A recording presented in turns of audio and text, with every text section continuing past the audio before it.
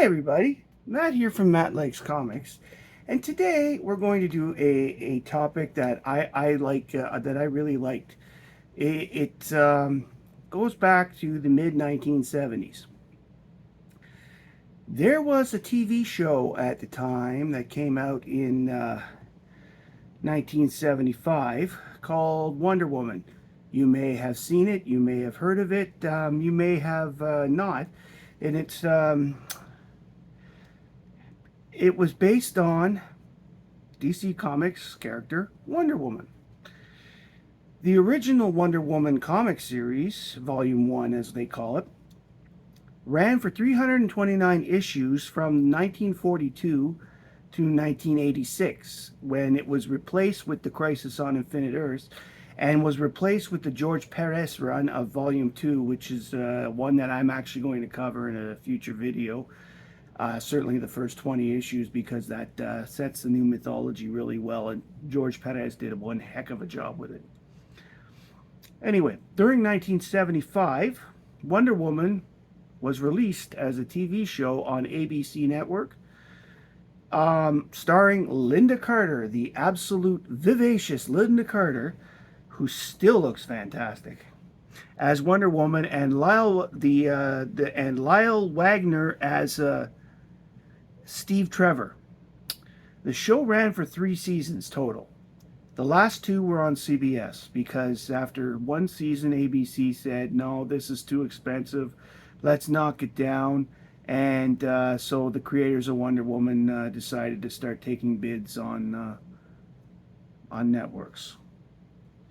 Originally, they set the show in 1942 during World War II, and that was one of the reasons why they ended up switching networks, because the cost for a period piece outweighed the cost of doing stuff in a modern era.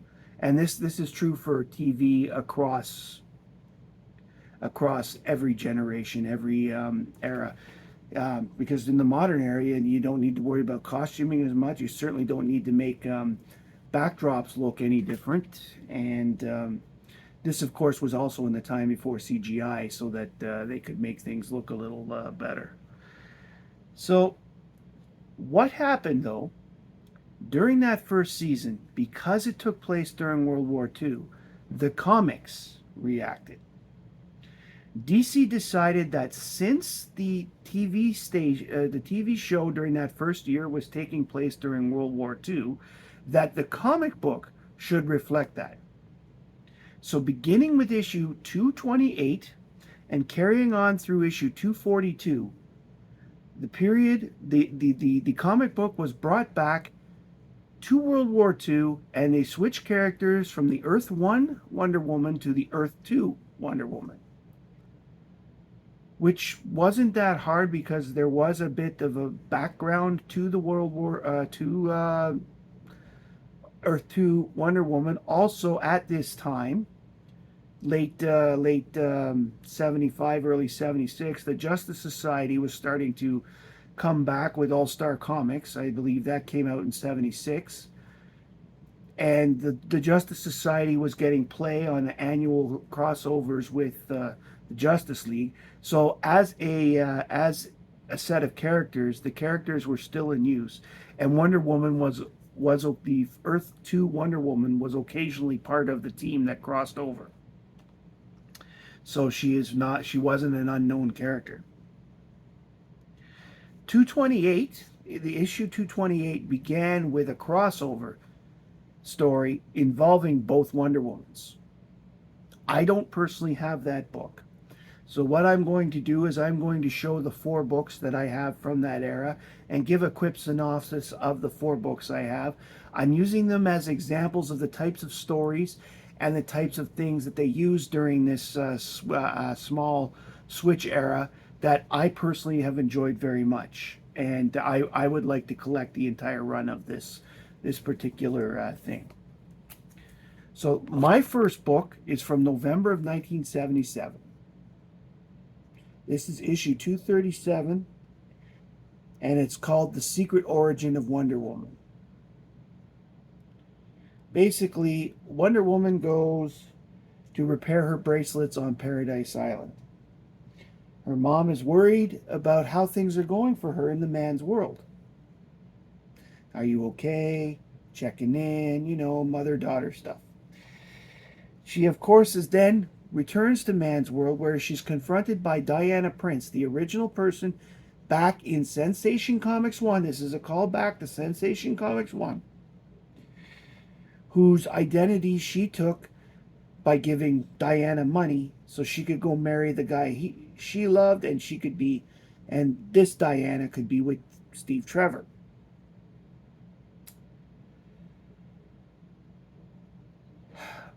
The problem is that Ms. Prince was thinking of coming back, and for obvious reasons, Diana couldn't have that happen. So somehow she manages to alter her memories, and the original Diana Prince leaves. Meanwhile, you've got this wild animal creature attacking General Douglas MacArthur, which is kind of how the book ends. All they know is that he speaks English with a bit of a Japanese accent. Which brings us to the next book, Wonder Woman 238. Look at this cover. Look at this tiger. Look at the guy turning from himself to the tiger. This is the continuation from last issue. The assassin's name is Kung, who is American, but because of the way his parents and he were treated in his adopted homeland of America, he's American, but his parents were immigrants, decided to go back to Japan. Once he was there, he fell into service with the Empire, and it was discovered he had this power that he could turn into different creatures. So he was sent back to America as an agent of the Japanese to try and, assassinate key figures, sabotage, the stuff that everybody was worried about in the Second World War. His sister, who is also American and stayed in America, tries to convince Kung to stop, because Wonder Woman has stopped him from killing MacArthur, and there's this huge fight going on. But during the fight, Golden Age hero Sandman with his sidekick Sandy, the Golden Boy, show up. So it's 3-on-1. And just as the fight goes, he's knocked out Sandman and Sandy. Wonder Woman has been knocked down. He turns into a rhino and decides he wants to bring down the building. Unfortunately, he's misjudged the angle, and the building is falling on his sister instead. So Kung manages to race over, push his sister out of the way, and takes the full brunt of the building, and he dies.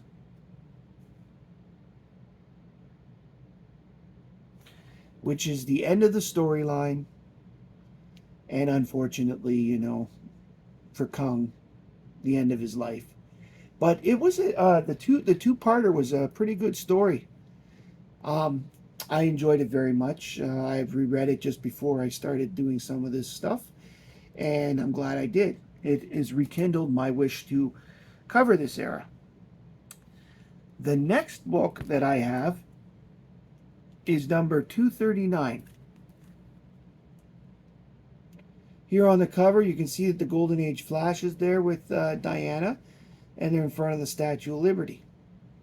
This book was called Three Roads to Destiny. There is a new villain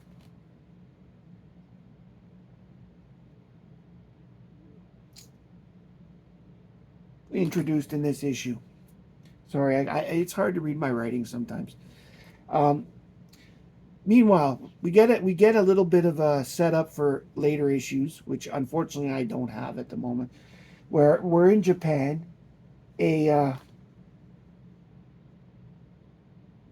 a nuclear fallout victim, shows that he has the power to destroy life by single touch, similar to Death does in Family Guy or in Legend or whatever. So literally, you touch, die. He is sent by Hirohito himself to come and kill Wonder Woman because Wonder Woman has been interfering too much with Japanese spy rings and such in America. So Diana ends up. Oh, I'm sorry, I'm reading the wrong description again. Oops. This one here, let's start over. This is 239. Da da da da da. Wonder Woman and Flash take down some Nazi assassins. Behind the scenes, there's a guy called the Duke of Deception. And he has been using illusions to fight Wonder Woman for reasons. Basically, like it's the war, Duke of Deception. He's doing it as a ritual. He's doing it to be a bad guy. That kind of thing. Jay and Diana have had a bit of a fight. So they meet up later on Liberty Island to discuss their issues with each other, and they make up. At this point, the Duke of Deception shows up, with, bringing a destructive fight to the Statue of Liberty, which actually ends up getting knocked over during the fight because the Duke has used his illusion powers to make Diana and the Flash think different things were going on, and they were doing different fighting techniques, and the next thing you know, they end up doing the wrong thing and hurting. So, sure enough, the Flash goes running off to over the ocean because his illusion shows some large monster going after a submarine. So he goes to stop the illusion, and of course, he's taken out of the fight as a result. Meanwhile, Wonder Woman finally defeats the illusions just in time for a detachment of MPs from Fort Dix arrive in order to arrest her. And that's how the book ends. I do not have the next issue, so I'm not sure what happens in that part of the story. I do, however, have issue 241. Now, this is the book that has the Fallout victim that can kill people with the touch. And I don't know what happens after that because I don't have the next issue, which has that storyline, because the next issue is also the last issue of this run. So, this new villain is the Banner. That's what he calls himself. He has strong legs,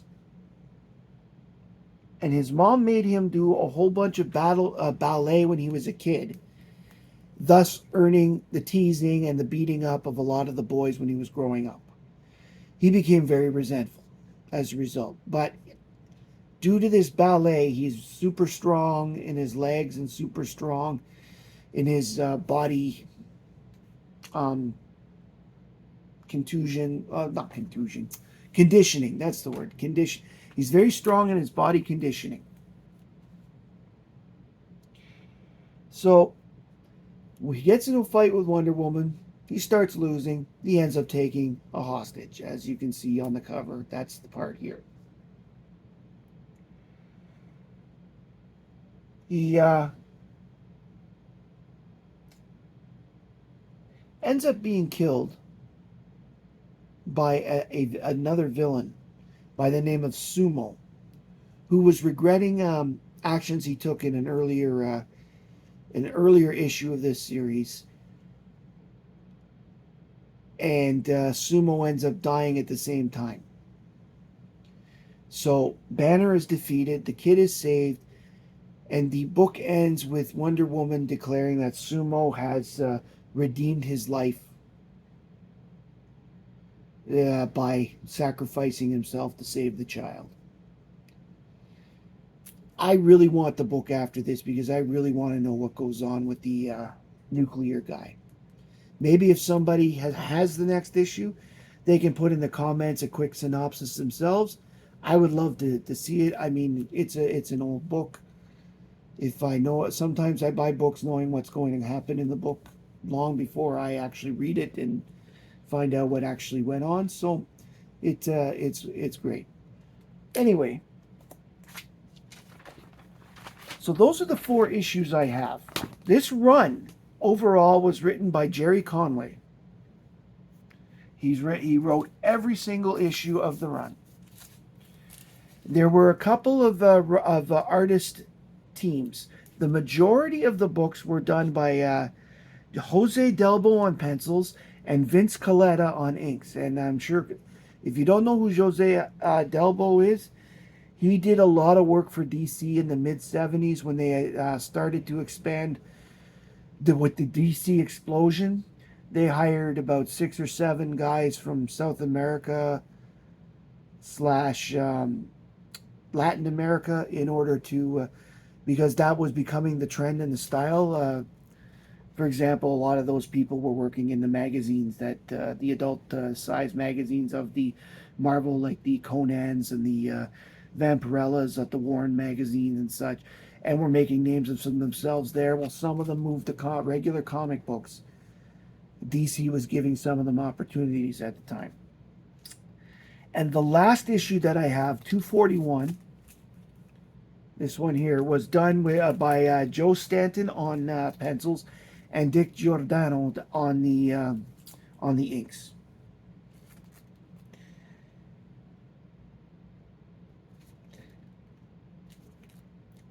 And basically, the covers, though, were done by Colletta on the inks.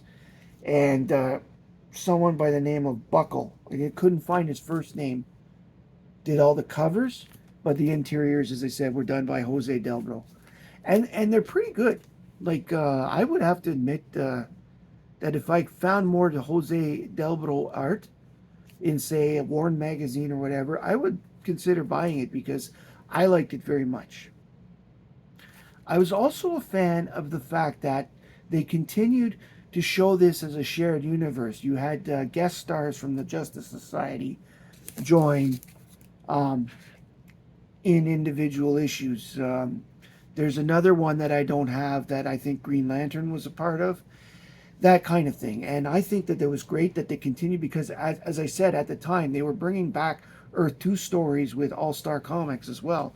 This was the era that Batman was killed in, for example, and that Power Girl and the Huntress were introduced over on the All-Star Comics side. So until the decision was made to end this when the TV show had gone back to modern day, because the sales themselves were starting to dip a little.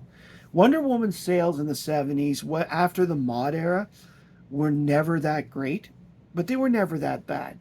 However, in 78, sales across DC were starting to fall apart, and that was when the DC implosion era happened. So the decision was made to bring back the Earth 1 Wonder Woman, which was done with issue 243, I believe. Yeah, 243, and the Earth 1